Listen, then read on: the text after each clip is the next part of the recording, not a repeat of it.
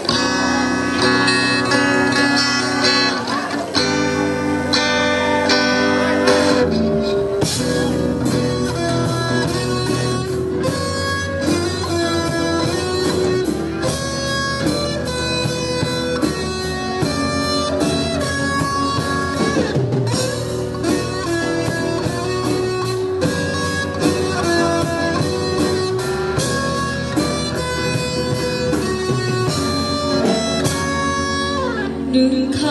ำจากปากของหนึ่งคนก็เหตุให้ใจเจ็บซ้ำต้องทรมาน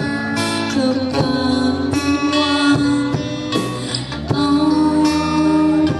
เสียใจหนึ่งคำที่เจ้ามาบอกต้องการจะลาจากไปน้ำตาไหลหลั่งตรงกลางหัวใจเจ้า